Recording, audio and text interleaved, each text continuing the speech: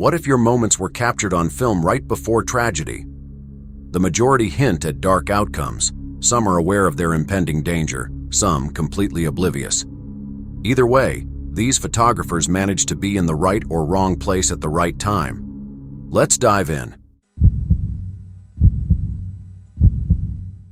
In the pristine waters of the Great Barrier Reef, Tina and Gabe Watson embarked on a journey that was meant to be the epitome of romance, their dream honeymoon. Little did Tina know that beneath the sparkling waves lay the shadows of deception, betrayal, and her tragic demise. It was a mild morning in October when 26-year-old David Gabriel Gabe Watson and his wife of 11 days, Tina Watson, started the dive expedition that had been the part they were most looking forward to of their Australian honeymoon. The couple, who had met as students at the University of Alabama, had planned a 7-day dive adventure on the Great Barrier Reef and Coral Sea. While Gabe was a highly experienced diver, with a total of 55 dives, Tina had only started diving lessons in the lead-up to her honeymoon. By the time the couple entered the water on October 22, 2003, she had only ever completed 11 dives, all in a local quarry. The first time Gabe and Tina explored the historic SS Yongala shipwreck site, which sits 48 nautical miles southeast of Townsville, they quickly returned to the surface. Gabe said his dive computer was broken and fixed it on board their tour vessel, Spoilsport. The couple then entered the water for a second time. As the currents gained strength, Gabe's true nature emerged. In a shocking act of self-preservation, he swiftly ascended to the surface, leaving Tina to battle the relentless forces of the ocean alone. The man who had vowed to protect and cherish her had callously abandoned her to the mercy of the waves. Unbeknownst to the couple, an eerie image was captured. One diver, Gary Stempler, photographed Tina by chance while taking a picture of his own wife that showed Tina in the background. In this frozen frame, Tina lay sideways on the seafloor, her last breaths escaping her as the currents dictated her tragic fate. The oblivious diver continued, unaware of the silent tragedy unfolding behind them. Gabe Watson climbed aboard the Spoilsport and alerted dive instructor Wade Singleton, who brought Tina to the surface after 10 minutes underwater. She was taken aboard the adjacent dive boat Jazz 2, where a doctor tried to resuscitate her for 40 minutes, while Watson remained on the Spoilsport, but she was unable to be revived. The following day, an autopsy found Tina's cause of death was drowning.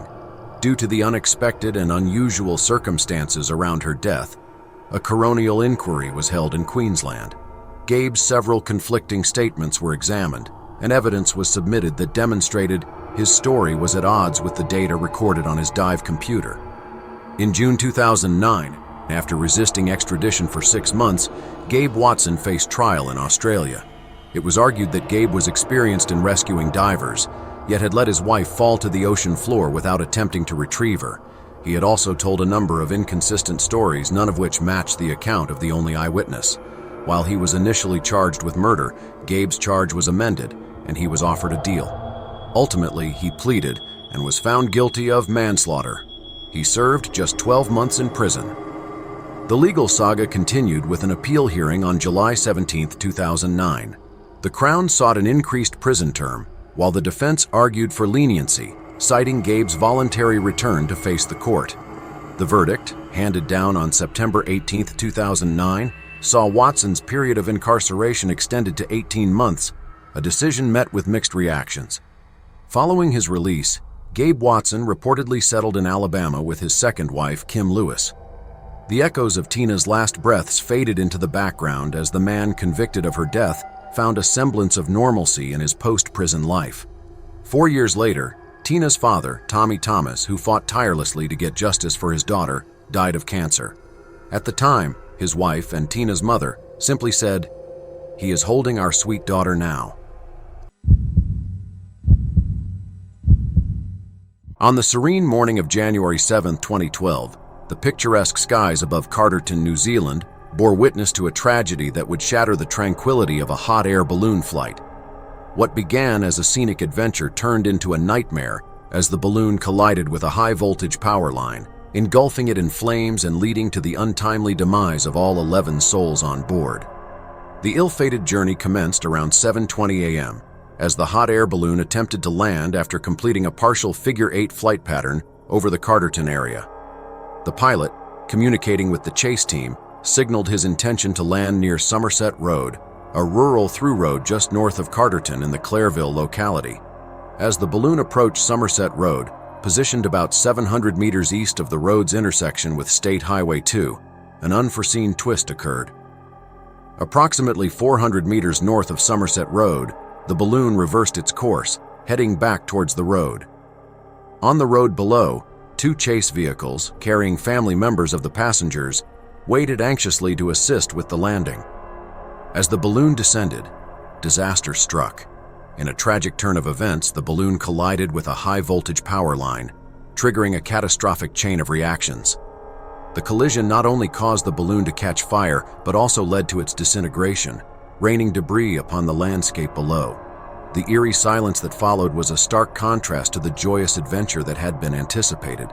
The once vibrant and colorful balloon had turned into a blazing inferno against the canvas of the New Zealand sky. In the aftermath of the tragedy, the recovery efforts commenced. It took 2 agonizing days until January 9th to retrieve the last victims' bodies from the crash site. The solemn task of formally identifying the 11 victims took place at Wellington Hospital, where families faced the heart-wrenching reality of loss. The wreckage, a silent testament to the catastrophic event, was meticulously examined at the scene before being carefully packed into a shipping container.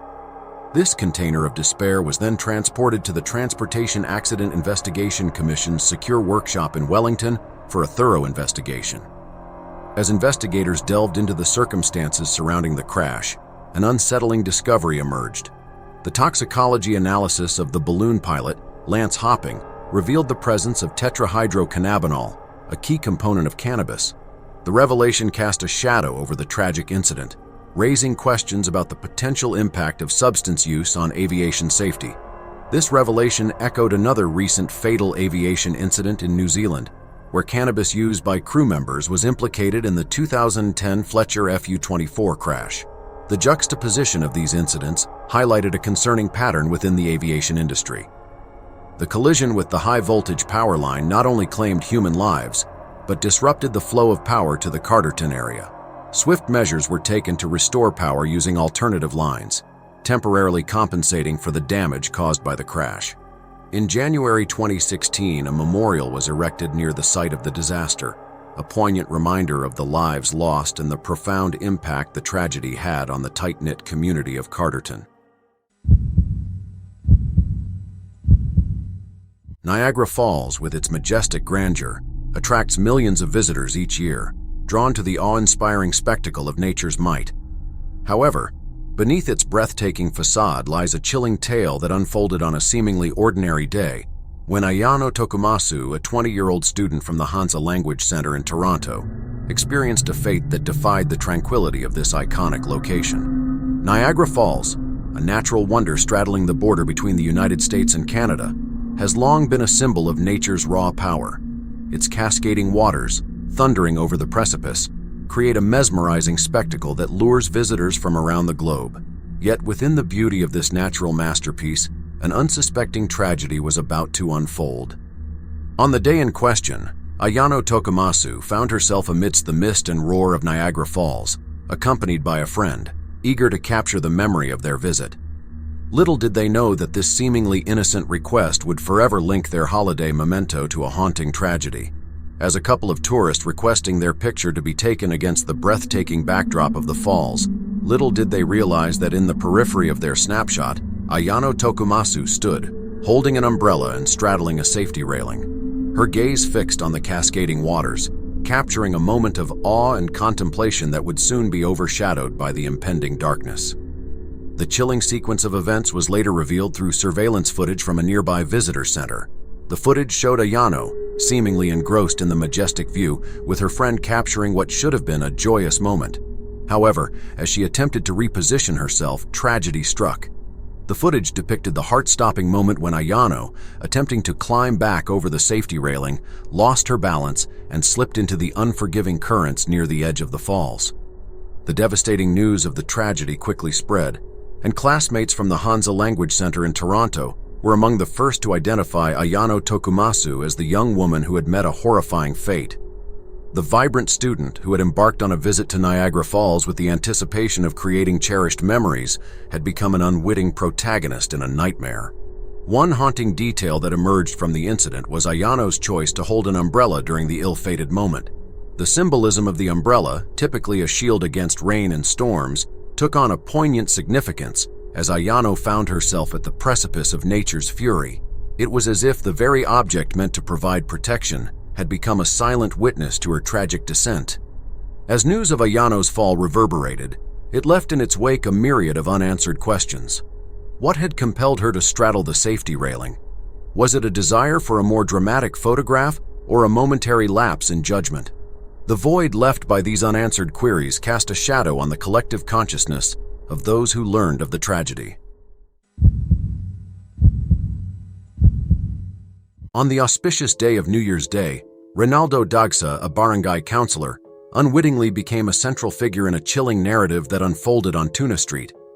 Little did he know that the family photo he took that day would immortalize not only the faces of his killers, but also the haunting seconds before his life was tragically extinguished. As the clock struck midnight, families across Caloocan City gathered to celebrate the onset of a new year. Among them was Ronaldo Dagsa, a barangay counselor known for his dedication to his community. In a gesture of familial joy, he decided to capture the essence of the moment with a photograph, a seemingly innocent act that would later unveil the darkest facets of human nature. The family photo taken on Tuna Street appears at first glance to be a snapshot of happiness, a tableau of smiles and festive spirit. However, upon closer inspection, the composition reveals an ominous twist. In the background, unbeknownst to Dagsa and his family, lurked the faces of those who would become instruments of his untimely demise. In an inexplicable turn of fate, the photograph captured the face of Arnel Buenaflor, a convicted robber out on parole, who would soon become the orchestrator of Dagsa's tragic end. Positioned in the background, Buenaflor pointed a .45 caliber gun directly at Dagsa, the very moment immortalized in the photograph. This inadvertent documentation transformed a seemingly routine New Year's celebration into a chilling crime scene. Moments after the photograph was taken, a single gunshot shattered the revelry on Tuna Street. Ronaldo Dagsa, the man behind the camera, fell victim to the very face captured in the frame. Dagsa was rushed to Martinez Hospital but was immediately pronounced dead from a .45 caliber gunshot wound to the head. The photograph now serving as a silent witness to the unspeakable horror that transpired in the blink of an eye. Swiftly, the wheels of justice began to turn. Arnel Buenaflor, arrested on January 7th, was presented to the media wearing the same cap he adorned in the photograph, coldly recreating the moment he aimed the fatal shot at Ronaldo Dagsa. The unsettling reenactment showcased the absence of remorse from a man who had extinguished a life captured in the innocence of a New Year's photo. Buenaflor, a member of the notorious Passaway gang, claimed that the murder was an act of retribution. He alleged having been shot in the head by individuals associated with Dagsa during a previous shootout. Conversely, the police attributed the motive to Dagsa's peacekeeping efforts in the barangay, a testament to the complexities underlying the tragedy.